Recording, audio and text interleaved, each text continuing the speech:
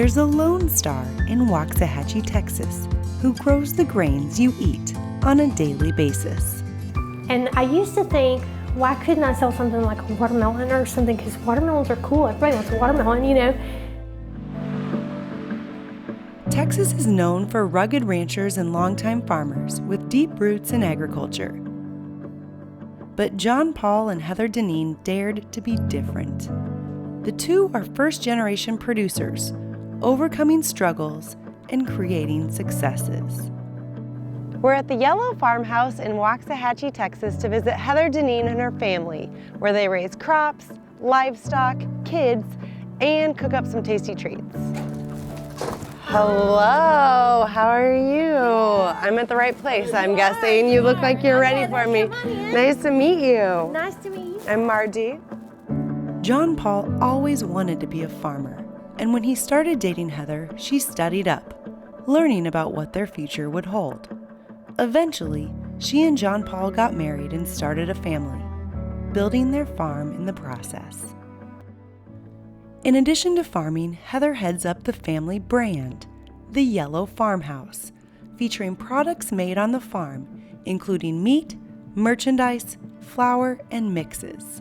So right now we're in the commercial kitchen at the Yellow Farmhouse, and Heather's working behind me with her kids. They're getting ready to mill some wheat berries to use for their custom baking mixes.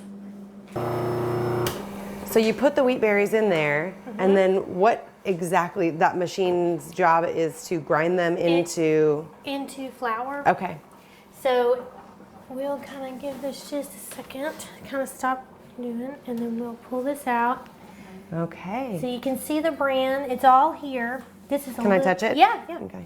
It's a little bit coarser with this grind right here. So what's the difference between the brown and then the white there? Is that just... So this is just your flour, and that's not going to have any of your bran in it. Most of your bran fell up here, and that's just more of the finer dustings back there. Heather takes the freshly ground flour to the table to bag and weigh it.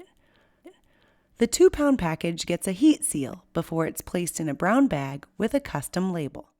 My favorite baking mix we have would be the cinnamon spice baking mix. My favorite is the brownies. What they don't tell you is that if you put chocolate chips on top of your brownies before you put them in the oven, they will sink down into the middle, so you have a little surprise when you eat them, and they are bribery worthy to your kids, I'm just saying. But they don't put that on the packaging. Heather will keep generating new ideas to ensure that's a possibility. The way her creative talents connect with customers beyond the baking aisle. And farm life isn't easy and isn't always safe. Never did she point her finger and say, it's your fault. The way losing a son brought both struggles and blessings to the Dineen family. The Dineens utilize every inch of space on this farm, all to help sustain and build the family business. Even Heather's sewing room, which doubles as a place to create Yellow Farmhouse merchandise. So this is what I call my hen house. Okay. It is what I would call the farm wife's version of a she shed or a man cave. I love it. So it's kind of been under transition itself too. I love to sew. That's kind of my downtime thing, and knit. So this started out as my sewing room. We want to try to make things for gift baskets and stuff that can go along with our mixes, that just kind of give people a little bit of everything, stuff that kind of goes along with. We want to, you know, when they make that baking mix and then it's gone, we still want to be in their home a little bit. So this is a great idea. Heather is proud of her family and the way they work together, but her husband is the first to say his wife has been the backbone of their first-generation farm from the start. Heather is a special woman, and I think it takes a special woman to be married to a farmer. And Heather, to me, shines out above the rest. The credit John Paul gives to his wife after a tragic event tests the strength of their family and their farm. Heather and John Paul started their family early on in their farming journey, knowing they wanted to pass it down. The two have had 4 beautiful children, but unfortunately, about 10 years ago, tragedy struck when their first son, John Paul IV, was killed in an accident while baling hay with his father. 2 phone calls, the hardest 2 phone calls. One was calling her and telling him that he'd been injured and that we were trying to get an ambulance out there or a helicopter or something to get him back.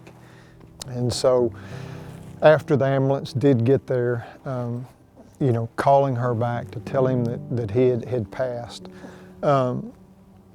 You know, that is something that you never want to have to do for anybody, much less your wife and the mother, you know, of your son. And me having to make that phone call, he was with me.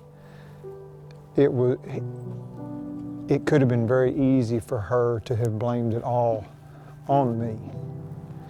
And being the gracious woman that she is, never did she point her finger and say, it's your fault. She just opened her arms and, you know, knew that I did the best that I could. Their faith in God and love for each other pulled them through as they picked up and continued on.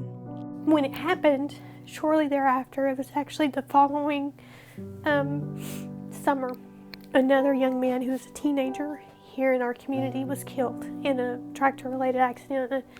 I felt a very strong need to try and educate our neighbors and those who are living here in our community to be careful and to be cautious. And we received a lot of support and a lot of encouragement to do that. Heather says it's important to tell their story, and educating others about agriculture is a part of that. The way one volunteer effort passes the torch to the next generation. The Dineens want others to have a better understanding and appreciation for the food and fiber we rely on every day. Part of their effort is a hands-on experience created for local students and teachers. We're at Clift Elementary, and there's like this little chicken coop out here. This isn't just a little chicken coop. This is a pretty big chicken coop. We've done a lot of speaking in schools over the years. This is a really neat opportunity for us, and a really unique opportunity, and one we really enjoyed. There's no chickens back here, right? There's no chickens back here. Okay. Oh, yeah. So the chickens can lay their eggs in those nesting boxes. They can, and this is what we were talking about, where if a student is not into being right up hands-on with the chickens or didn't want to, but they still wanted to be able to observe, these are plexiglass windows. And these were, oh, here comes a chicken right now. Oh, they want to visit with us, huh? And then they open, they slide, so that you can reach in and get the eggs from behind. There we go. Cool. That's very unique. I like it. I feel very blessed that we were able to create our brand, The Yellow Farmhouse. I feel blessed that I've got the opportunity to work with my family. We are a small business, we are a small farm, but we do get to work side by side in a lot of things. I guess one of my favorite things about my mom is her attitude and her sense of humor. Like, whatever jobs we have to do around the farm, they may not always be the funnest, but she tries to keep it fun and laugh while we work. She always shows love to anybody, and she always thinks things through in situations that would be rough. So she's a great person to look up to. She is a blessing to me, to our family, and you know, without her, we wouldn't be here today. Be sure to hit like and subscribe to our channel so you don't miss one more FarmHer story, and go check out all the other good stuff we've got right here on our FarmHer channel.